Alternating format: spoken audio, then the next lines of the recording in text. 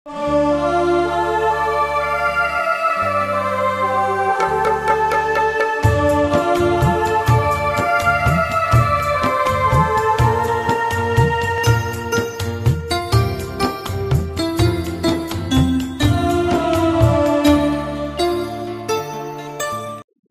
शांति। तो मुझे ऐसा आया कि आप सभी यहाँ बैठे हैं, तो मैं आज के दिन का अपना आंखों देखा दृश्य आपको सुना दूं मम्मा के साथ का।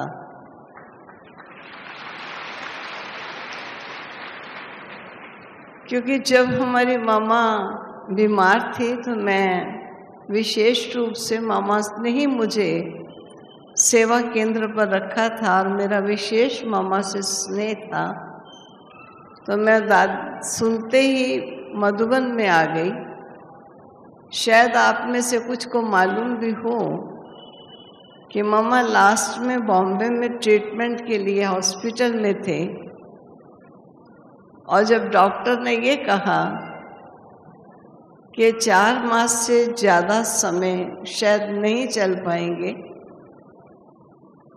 तो डॉक्टर के इस संदेश को सुनते ही अपने भाई जो रमेश भ्राता जी थे, जो मामा को वहाँ हॉस्पिटल में अटेंड करते थे, उन्होंने बाबा को फ़ोन करके बताया कि बाबा, डॉक्टर का ऐसा कहना है कि मामा 4 मास से ज़्यादा शायद स्टे नहीं कर पाएंगे। तो बाबा ने उसी समय प्रत्युत्तर में ही कहा कि ये बाबा को क्यों बता रहे हो? जिसके लिए डॉक्टर ने कहा उसी मामा को ही बताओ। क्योंकि बाबा को मालूम था कि मामा एक विशाल हृदय देवी स्वरूपा है और हर बात को दूरदर्शिता से समझने वाली। तो भाई को इतना हृदय में नहीं आया कि मैं डायरेक्ट मम्मा को कैसे कह दूं कि मम्मा, डॉक्टर ने कहा है कि आपकी आयु शायद 4 मास से ज़्यादा नहीं चलेगी। लेकिन बाबा ने आज्ञा दी कि नहीं, आपको मम्मा को ही बताना है और मम्मा अपने जीवन का डिसीजन आप लेगी। तो कैसे भी करके जब मम्मा को बताया गया, तो मम्मा ने सुनने के पश्चात ये कहा कि फिर इस हॉस्पिटल में रहने का क्या ज़रूरत है, फिर हमें वापस मधुबन चलना चाहिए। उसी समय मामा ने डिसाइड किया और डॉक्टर की अनुमति लेकर के कुछ ही समय में सब पैकअप किया और मधुबन वापस आ गए। बाबा को भी मालूम था, मामा को भी मालूम था, अनन्य कुछ रत्नों को ही मालूम था, बाकी सबको तो इस प्रकार की सूचना नहीं गई थी। तो मैं आज का दिन जो विशेष मम्मा का ही दिवस कहेंगे, आज के दिवस की ही स्टोरी सुनाना चाहती हूँ कि उस समय बगीचे में बड़े बड़े अंगूर लगे हुए थे और काफ़ी मन अंगूर निकले थे और बड़े बड़े टोकरे अंगूर से भरे हुए थे। तब बाबा ने कहा कि मामा, बाबा समझता है कि सभी वत्सों को जो मधुबन वासी हैं और जो उस समय जून मास में बहुत पार्टीज आया करती थी, सब पार्टी भी आई हुई हैं, उन सबको आपके हाथों से ही अंगूर दिलाया जाए। तो मम्मा ने कभी बाबा को ना तो की नहीं, तो जी बाबा, ये मम्मा का मूल मंत्र था, तो जी बाबा कह दिया। आप समझ सकते हैं जिनकी बीमारी की स्टेज इस कदर अंत ले चुकी है कि जीवन का समय भी डॉक्टर ने घोषित किया और उस समय बीमारी काफी उग्र रूप ले चुकी थी। पेशेंट को जरूर है कई प्रकार के क्रिटिकल सिचुएशन से गुजरना पड़ता है, लेकिन मामा का इतना साहस था। तो मुझे उस समय का दृश्य मालूम है कि तकिए लगा कर के बाबा ने मामा को बिठा दिया और एक बहन बाबा ने मामा का हाथ पकड़ा हुआ था और मामा के हाथ में एक बहन अंगूर रखती थी और बाबा उन हाथों से बच्चों के हाथों में वो अंगूर रखते जा रहे थे। मामा के हाथों को ही ऐसे कर देते थे और सभी बच्चों को अंगूर दे रहे थे और सभी बच्चों को मामा बड़े ही प्यार की दृष्टि दे रही थी, क्योंकि नॉलेजफुल प्यारे बाबा सब कुछ जानते हैं, अपने बच्चों को भी जानते हैं, माँ को भी जानते हैं और भाभी को भी जानते हैं, लेकिन जानते हुए भी अनजान रहे। और जैसे कि बच्चों को माँ से मिलाया जा रहा है, सभी बच्चे लाइन थी, एक तरफ से आते थे, साथ के कमरे से आते थे और मामा के कमरे में मामा से अंगूर लेकर के इस तरफ से निकल जाते थे। बाबा ने यहाँ तक कहा कि जो धोबी है, जो कई बार कपड़े प्रेस करने के लिए ले जाया करते थे, और जो इस बगीचे का माली है, मालिन है, माली के फैमिली है, सभी को ही बुलाओ। आज सभी मम्मा के हाथों से अंगूर लेंगे। काफी लंबा समय लगा, लेकिन मम्मा ऐसे बैठी थी एक मूर्तिमान होकर, जैसे मम्मा को कुछ नहीं है और तकियों के सहारे से ऐसे मामा बैठी है और मुस्कुराते हुए चेहरे से एक एक बच्चे को दृष्टि देते हुए ऐसे बाबा ने हाथ ऐसा रखा हुआ है और मम्मा के हाथों से अंगूर बाबा सभी बच्चों को, धोबी को, माली के बच्चों को, जो जो यहाँ वर्क करते थे, सभी को मम्मा के द्वारा अंगूर दिलाए। इसलिए वो यादगार में आज तक भी मम्मा के भोग में हम अंगूर जरूर रखते हैं और सभी बाबा के वत्सों को अंगूर जरूर खिलाते हैं। इस प्रकार सभी को अंगूर दे दिए गए। मम्मा ने रेस्ट क्या करना है, तबीयत ऐसी हो चुकी हुई है। शाम को 4 बजते थे और बेल बजती थी। उस समय बड़ा सा घंटा रखा होता था और एक मोटा सा डंडा सा होता था, उससे बेल बजती थी। जिसका मतलब कि 4 बजे चाय का टाइम हो गया। तो मैं 4 बजे चाय का टाइम समझ करके, बेल नहीं हुई लेकिन 4 बज चुके हैं, जरूर चाय की बेल हो चुकी होगी, शायद मैंने सुनी नहीं। तो मैं चाय के लिए किचन की तरफ गई तो किचन में कोई आग नहीं जल रही थी, कोई चाय नहीं बनी थी। और दूसरी तरफ देखा कि आज किचन में चाय नहीं, कुछ नहीं, क्या हुआ। फिर मैं क्लास की तरफ गई तो सीजन होने के कारण यहाँ सीजन में इतना स्थान नहीं होता था। 600 अगर लोग आ गए तो समझो हॉल बिल्कुल फुल हो गया। तो उसके बाद और अभी नहीं आ सकते, वो पीछे आएंगे। तो हॉल फुल हो चुका था, सब बैठ चुके थे और सभी योग में बैठे हुए। मुझे ऐसा लगा कि आज चाय भी नहीं है और सभी योग में बैठे हैं, क्या बात हो गई। तो मैं उसी समय मामा के कमरे में गई तो मैंने देखा उस समय मामा के कमरे से जो अनेक तकिए रखकर मामा को सपोर्ट देकर बिठा देते थे, वो सभी तकिए उठा दिए गए और तकिए उठा करके मामा को लिटाया हुआ मैंने देखा तो बाबा भी खड़े थे, कुछ अनन्य दादियाँ भी खड़ी थी। तो मैं ऐसी गुस्ताखी नहीं कर सकती थी कि अंदर चली जाऊं। मैं ऐसे झांक कर वापस आ गई, लेकिन मुझे लगा कि आज कोई बात अवश्य है। थोड़े समय में ही पता चला कि प्राण पंछी अपनी संपन्नता को प्राप्त कर उड़ गया है। तब बाबा ने कहा कि कुछ कन्याएं यहाँ आकर बैठेंगे मामा के पास। तो हमको चटाई बिछा दी गई। हम 5-6 कन्याएं थी। तो योग में बैठने के लिए कहा गया कि आप मामा के पास ही बैठो और योग में बैठना। उस समय अगरबत्ती कमरे में जला दी गई और हम मामा के पास बैठ गए।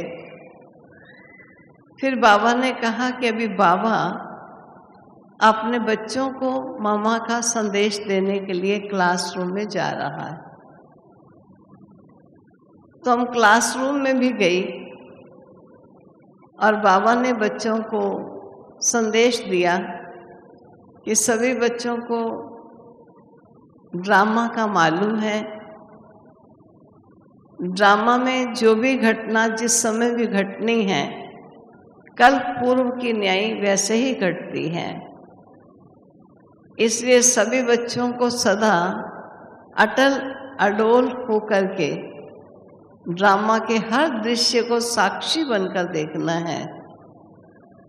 कभी भी क्यों क्या का ये क्वेश्चन बच्चों के अंदर नहीं उठ सकता है। तो बच्चों को ड्रामा पर अच्छी तरह मजबूत किया और मजबूत करके कहा कि आज आप बच्चों की माँ इस यज्ञ से विदाई ले गई है।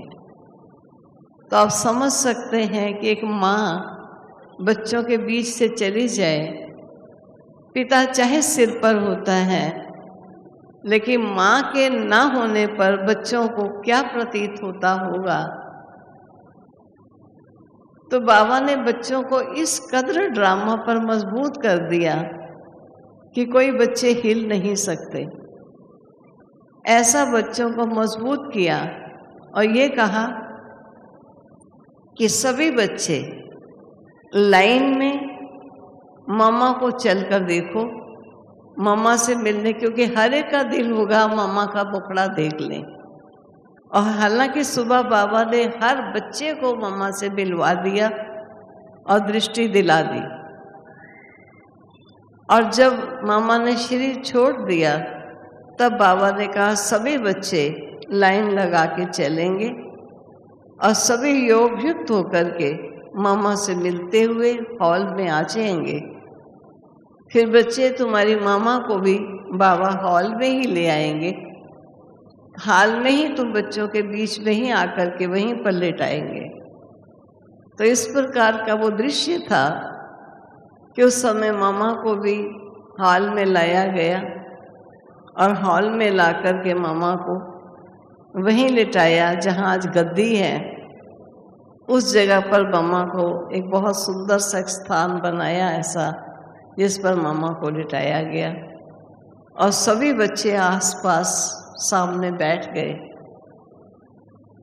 पीछे बाबा और मामा भी बैठे, बाबा भी बैठे और दादियाँ भी बैठी थी। मुझे याद है उस समय का वो दृश्य। तो बाबा ने बहुत ही प्यार से बच्चों के बीच पूरा टाइम बैठे रहे और बाबा ने ऐसे ही प्यार के शब्द बोले, बच्चे यज्ञ माता है और यज्ञ यज्ञ पिता का है। यज्ञ रचने वाला सेठ जिसका ये यज्ञ रचा हुआ है, उस यज्ञ की देखभाल करने वाली ये यज्ञ माता है। इसलिए यज्ञ माता यज्ञ के मध्य से जा नहीं सकती, ऐसा बाबा समझता है। सभी बच्चे बाबा का मुंह देखते हैं कि मम्मा चली भी गई और बाबा कहते हैं मम्मा जा नहीं सकती। तो बाबा ने कहा हो सकता है कि बाबा बच्चों का कोई टेस्ट ले रहा है, इस टेस्ट को भी बच्चों को पार करना है, हिलना नहीं है, आंसू नहीं बहाने हैं। हमको याद है बाबा ने कहा मम्मा तुम्हारी वो थी जो कभी आंसू नहीं बहाती थी। मम्मा का ये एक्सपीरियंस था कि एक बार कहते हैं कि कानपुर से एक इनविटेशन आया, मम्मा को निमंत्रण था कि मम्मा आप हमारे पास आओ, लेकिन वो इनविटेशन ऐसे शब्दों से लिखा हुआ था, इतनी मार्मिक भाषा थी वह कि सब सुनने वालों की आंखों से आंसू निकल आए। मम्मा की आंखों में पानी आया तो जरूर था, लेकिन वो अश्रु के रूप से बहा नहीं।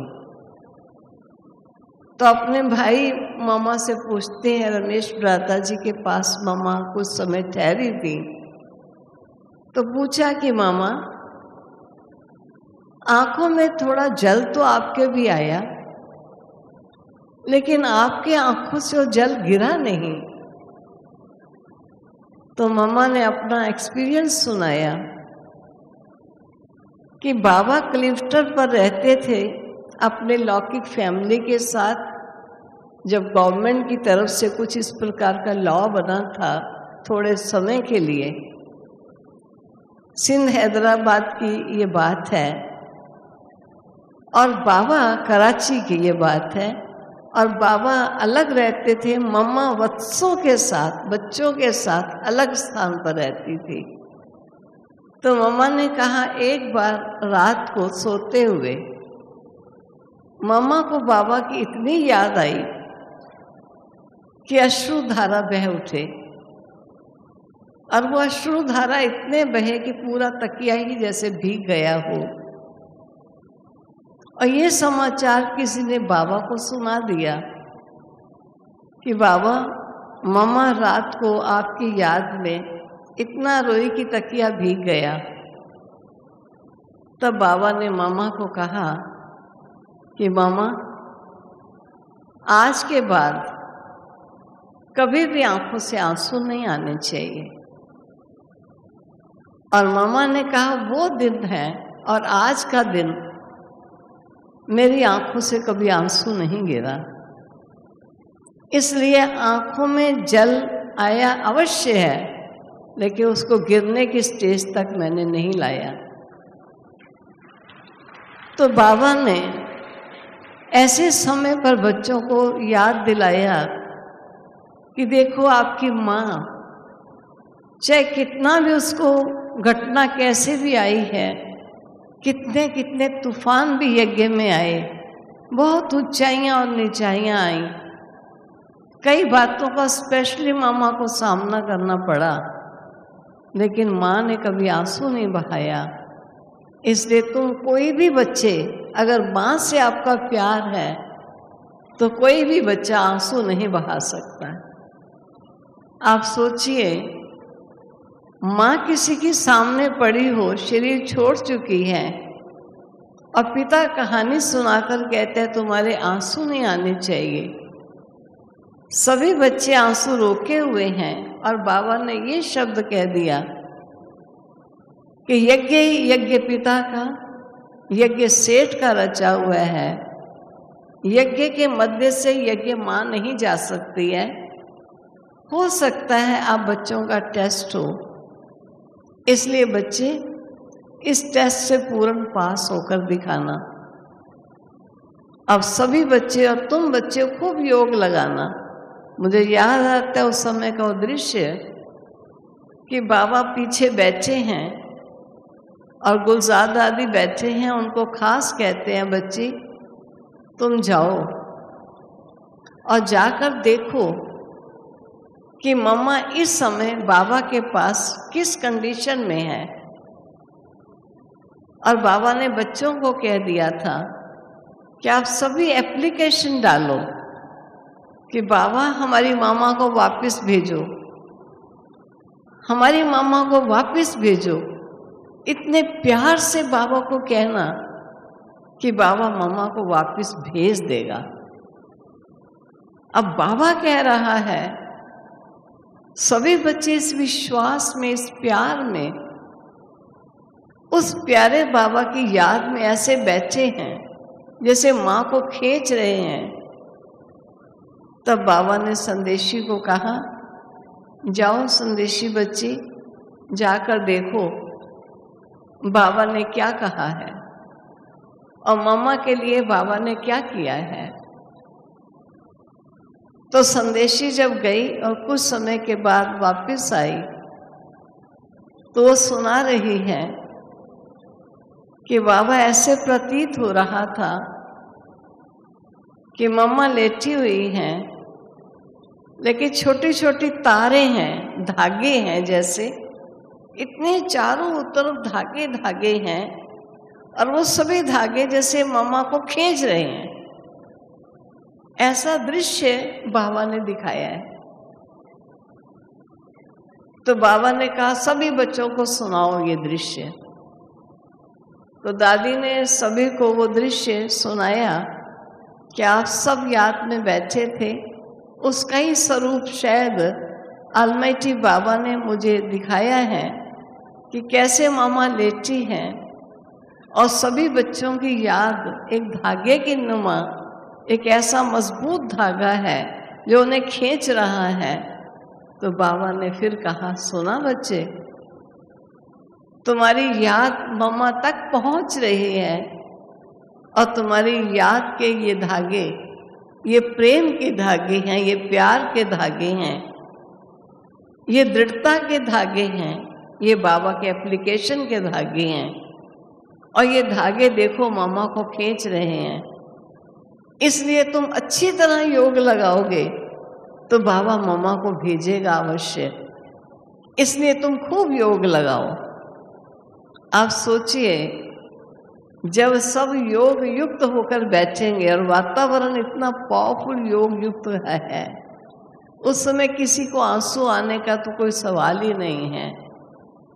कोई नहीं रो रहा है। ऐसा लगता है सबको बाबा, एक बाबा ने सब बच्चों को ऐसा पकड़ कर रखा हुआ है कि सभी मम्मा को खींचने के चक्कर में प्यारे बाबा को याद कर रहे हैं और एप्लीकेशन डाल रहे हैं। ये बाबा की युक्ति थी बच्चों को ध्यान में लगाने की। तो मैं इतना सारा नहीं सुनाती हूँ, लेकिन मैं इतने तक ही बताना चाहती हूँ कि बाबा ने सभी बच्चों को संभाला और ऐसा संभाला कि किसी एक भी बच्चों के आंखों से आंसू नहीं आने दिया। अब बाबा ने ऐसे ही कह दिया कि बच्चे देखना, अगर तुम बच्चे पावरफुल याद में रहोगे तो बाबा मम्मा को वापस भेजेगा। और संदेशी ने ये भी बताया कि मम्मा कुछ क्षण के लिए बाबा ने भेजा,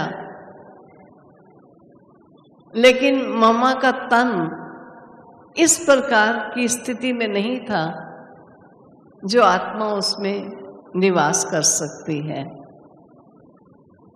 ऐसा ही कहकर उनकी भी आंखें भर आई, लेकिन बाबा परिपक्व स्थिति में बैठे थे और यही कहते थे, तुम्हारी मामा वापस आ जाएगी, देखना बच्चे तुम्हारी मामा वापस आएगी। ऐसा कह कर बच्चों को इतना मजबूत कर दिया कि बच्चे इस विश्वास में कि हमारा बाबा हमको कह रहा है मम्मा वापस आ जाएगी, मम्मा वापस आएगी। बाबा ने कहा अगर तुम रोओगे तो बाबा समझ जाएगा ये हार मान चुके हैं। हार मान लेने पर बाबा मम्मा को वापस नहीं भेजेगा। तुम हारना नहीं, आंसू बहने नहीं देना और एक संकल्प रखना कि हमारी मामा वापस आए। और सचमुच बाबा ने अपने बच्चों को इतना परिपक्व करके रखा। बाबा ने यहाँ तक कह दिया कि बच्चे तुम क्या समझते हो, मामा शमशान से भी वापस आ सकती है, चिता से भी उठ सकती है। तो सारे बच्चे बड़े, बाबा कह रहा है, कोई और थोड़ी कह रहा है। इसलिए बाबा के उस विश्वास में, और दूसरी तरफ हम देख रहे थे कि बाबा अर्थी की तैयारी करा रहे थे। मुझे अपना वो याद है समय, मैंने फर्स्ट, जबकि मैं ज्ञान में पूर्ण रूपेण नहीं थी, केवल मात्र अपनी सखी के साथ कमला नगर सेवा केंद्र, जो सारे विश्व का प्रथम सेवा केंद्र रहा, वहाँ पर मैं गई और मुझे पता चला कि यहाँ मतेश्वरी जी आ रही हैं। मैं नहीं जानती थी कौन मतेश्वरी जी हैं, लेकिन जगदीश भ्राता जी के नेचर थी कि कन्याओं को प्यारे बाबा की सेवा में लगाओ, ताकि इनका मन बुद्धि जब इस सेवा में लगेगा तो दुनिया से हटेगा। तो मैं बिल्कुल नई थी। मुझे जाते ही ये कहा कि आपको डेकोरेशन करनी आती है, कमरे को सजाना आता है। तो मुझे शौक था कमरे को सुंदर बनाने का, तो मैंने कहा जी मुझे आता है। तो कहा हमारी मतेश्वरी जी माउंट आबू से आ रही हैं और मतेश्वरी जी के कमरे को सजाना है, उनकी एक गद्दी बनानी है, उनके पलंग को सजाना है, उनके बैठने की चेयर टेबल को रखना है, जो भी चीज़ें थी मुझे बता दी गई।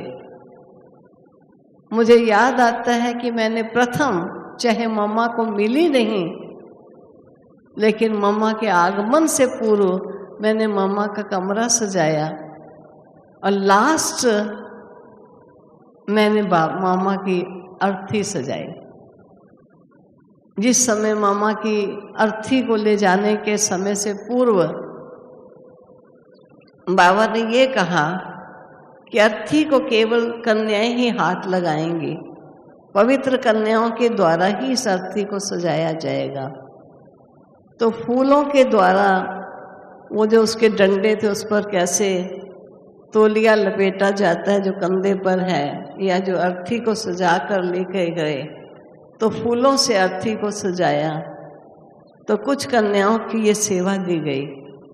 तो मुझे कभी ऐसा प्रतीत होता है कि फर्स्ट मैंने मामा के कमरे को सजाया और अंतिम मैंने मामा की अर्थी को सजाया।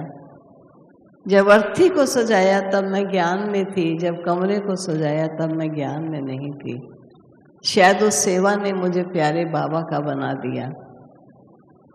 एक तरफ बाबा बच्चों को कह रहा है तुम्हारी मामा वापस आ जाएगी, और दूसरी तरफ अर्थी को सजा रहा है। मामा को ले जाने की सब तैयारी चल रही है। अंत तक भी बच्चों का आंसू ना आए, कहते कोई बात नहीं, अर्थी से भी मामा आ सकती है, शमशान से भी आ सकती है, अगर अग्नि पर चढ़ा देंगे तो वहां से भी उठ के निकल सकती है। इतना बच्चों को विश्वास देता जा रहा है, जबकि बाबा सब जानता है, लेकिन बच्चों को इस प्रकार भोलापन उनको दे दिया कि सभी बच्चे मामा की तरफ ऐसे देख रहे हैं कि हमारी माँ गई नहीं, हमारी माँ वापस आ जाएगी, हमारा यज्ञ है, जब यज्ञ माता इस यज्ञ को छोड़कर कैसे जा सकती है। बहुत ही प्यार से बाबा ने सभी बच्चों की पालना की, और जब लास्ट में मामा को चिता पर रखी गया और आग लग गई, शरीर खत्म हो गया। आप समझ सकते हैं कि 2 दिन हो चुके थे मम्मा के शरीर को रखे हुए। 2 दिन तक वैसे भी मनुष्य के धीरे धीरे आंसू सूख जाते हैं। और जब शमशान से हम वापस आए तो बाबा ने कहा, जो बाबा कहता है मम्मा मरे तो हलवा खाना, बाबा मरे तो हलवा खाना, तो बाबा ने कहा हलवे का भोग तैयार किया जाए और प्यारे बाबा को भोग लगेगा, मम्मा को भी वतन में खिलाएंगे और सब बच्चे भी खाएंगे। उस समय सभी यज्ञवत ऐसा लगता था कि जैसे किसी के हाथ से पंछी उड़ गया हो और वो देखता ही रह गया कि ये हुआ क्या। बाबा तो कह रहा है मम्मा आ जाएगी, मम्मा तो चली गई। तो बाबा ने यही लास्ट में कहना शुरू किया, कौन कहता है तुम्हारी माँ गई। बच्चे ब्रह्मा पुरुष तन था, वास्तव में ब्रह्मा मुख से ब्राह्मण बच्चों को जन्म दिया, इसलिए ब्राह्मणों का माँ ब्रह्मा है, पिता शिव बाबा है। लेकिन ब्रह्मा पुरुष तन होने के कारण उन्हें केवल माँ की उपाधि से सुशोभित किया गया। बाकी तुम्हारी माँ तो जिंदा है, कौन कहता है कि तुम्हारी माँ चली गई। ऐसा कहकर बाबा ने अपने बच्चों का ध्यान अपनी तरफ खिंचवाया और अपने प्यारे बाबा की तरफ खिंचवाया। वो है तुम्हारा पिता, ये है तुम्हारी माँ। और सचमुच माँ क्या पालना करती है। बाबा ने पूरी माँ की पालना अपने बच्चों की। क्योंकि जब हम पहले जाते थे तो मामा सौगात देती थी, लेकिन मामा के जाने पर बाबा एक एक बच्चे को गले लगा करके और सौगात देता था। अपने हाथों से अपनी टोली बनवाकर बच्चों के मुख में डालता था। क्या चीज बच्चे पसंद करेंगे मैं वही उनको खिलाऊंगा।